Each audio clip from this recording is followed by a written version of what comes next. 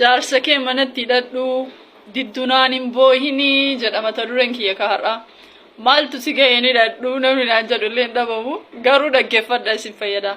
Jaarsakee san manatti hidhadha waa sadii manatti hidhadha narra fuudhe jettanii iyyuun duratti shamarran teen yookiin hawwanni teenna waa sadiin jaarsakee san manatti hidhadha. Tokkoffaa dhiirri amala isaatti uumama rabbi isaaf kenne keessatti malika ta'uu barbaada takkaahu mootii ta'uu barbaada. Kanaafuu malikummaa isaa kenniif yookiin mootummaa isaa kenniif rabbiin haala ilma namaa irratti uume kana rabbiin beeku dhiira kamillee malika akka inni ta'u addunyaa tanarratti carraa kenneefira. Hundi isaatu mana isaa keessatti dhiirri malika. Waan caammaa xaraguuf, waan mootummaa ta'eef, waan dammoo dhagaa cabsuufi miti. Waan dhiira ta'eef qofa malika ta'uu barbaada. Mootummaa kee ta'uu barbaada. Waan dhiira ta'ee si fuudheef qofa. Whatever kees waan fedhe dhagaa haa cabsu, lissuroo haa dalagu, doktora haa ta'u, waan fedhe haa ta'u. Malika godhiin. Kabajii jechuu kiyya. Keessattuu bakka sadii dubartoonni dhiira kabajaa. Yoo bakka sadii sanii irratti hin kabajin naan hin boohinaa. Tokkoffaa keessummaa biratti kabajaani. Keessummaa biroo isin jedhu hiriyaa isaa biratti. Tasumallee ittiin qalladin, qaldii hin taanellee ittiin hin jedhiniin. Lammaffaa maatii isaa biratti. Maaliifi maatiin isaa yookaas jaallatan yookaas hin jaallatan ta'a. Yoo ati isaan biratti isa xiqqeessite inni isaanillee duubaan maal fuudhe jedhanii waan itti qaaqaniif carraan inni si hiikuu yookiin dammoo carraan inni nama biraa sirratti ilaallachuu baay'ee bal'aadha. Kanaafuu bakka sana eeggadha. Sadaffaa maatii keessan biratti. Maatiin keessan siif maatii haa ta'u malee isaaf soddaa akka ta'e hin dagatiin. Kanaaf soddaa biratti namni uumamaan kabajamuu dammoo niin fedha. Kanaafuu tokkoffaa mootummaa godhaanii kabajaanii bakka sadan sanitti jechuudha. Meeqaa kenna tokko abbaan manaa keessan alaa dhufe waan inni harkaa qabu san irraa lafa keettanii takkaahuu qeebaltan. Meeqaa keessantu yoo hiriyaa isaa hojii inni dhufe mataa isaa dhungattanii this not a shame, shamii miti waan kana. Lammaffaa nyaata isaa eegiif. Dhiirri garaa jaalata waliin somnu. Dhiirti garaa ni jaallatti. Garaa isaaniitiin bakka diriiraa yaaqumu. Dhiirri guyyaa lama si obsuu ni danda'a. Guyyaa sadi akkas si obsuu danda'a. Garuu irra deddeebiidhaan nyaanni nagahaa manaa dhiyaataaf hin jiru taanaan beekisi osoo hin tahin tamana nyaataatti nyaata biraa nyaate sanillee ni hawwa. Isa reality kun uumama isaaniiti. Kanaafuu nyaata isaanii eegaafi baay'ina xiqqeena jechuun qulqullina nyaata isaanii eegaafi.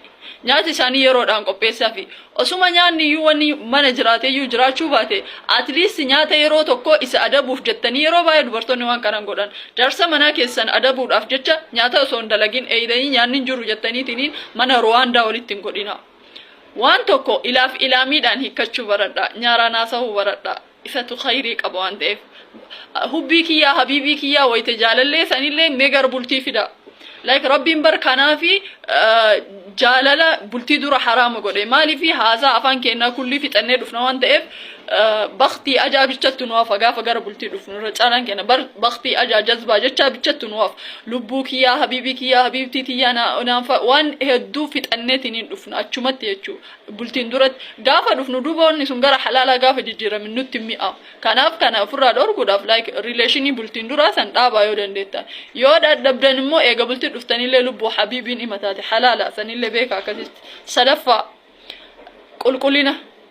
Bakka dirqama qulqullina. Waan mana kiraa keessa jirtuu fi miti. Waan mana dhuunfaa keessa jirtuu fi miti. Waan mana dhiphaa yookiin mana bal'aa kushiinaa keessa bakkuma jirtu hundatti qulqullina akka ta'e eegduuf ni fedha ilmi dhiiraa.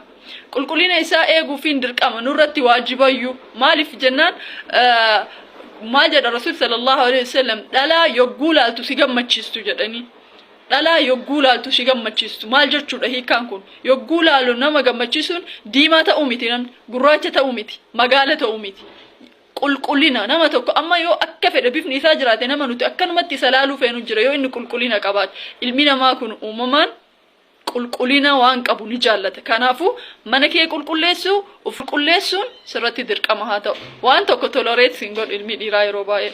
Waan ati ilmaan yookiin ijoollee baay'ee qabduuf isaan san tiriit gootuuf nama qaliila namni waan san si hubatu. Yoo ati akka feete of ka gadhi dhiiftu taate tolerate baay'een isaanii sin godhan. Osoma tolerate godhanii ilmaanuma isaaniitiif akkana taati jedhanii garuu qalbiin isaanii waa yaatti. Qalbiin isaanii sun akka hin yaanne akka manatti gadi dhaabattuuf jaarsa kee manatti hidhadhu. Akka ittuu ilaalu waan gaarii sirraa argu fuula keetirraa akkaataa uffannaa keetirraa. Uffannaa alatti ilmi namaa godhatu kun martinuu halaala mana keessatti. garuu alatti kaa'atanii deemuun haraam. Kanaaf namoonni tokko tokko hubannaa akka waan shari'aan islaamaatu surreen kaa'atinaa jettee takkaahu mana keessatti uffata isin qabuun kaa'atinaa jetteetti namni yaaduun jiru. Ambateena ummata abbaa manaa keessan dura uffata akka fedhe isin qabu kaa'achuu ilmi namaa mirga guutuu qaba. Haala ajnabiyyaan mana hin jirreen uffata akka fedhe kaa'achuu ni danda'a. Surree bakka waan sitti tole paashineetii kamillee ta'uu ni dandeetta mana kee keessatti. So ani kanallee godhaa jechuu kiyya osoo hin ta'in garuu modernize huunu haala yeroo irra jirru waliin jaarsa kee manatti hidhadhu. Fuula kee eeggadhu. Shurufkaa qaama keetii eegif. Foolii isaa funyaan isaa eegif. Ija isaa eegif. Gurra isaa eegif. Like hotetti duwwal maali jettee walitti iyyuun sun khayriin qabu. Kanaaf wanti tun faayidaa guddaa isinii qabdi. Waan sadan tanamee sirreeffadha ijoolleen durbaa.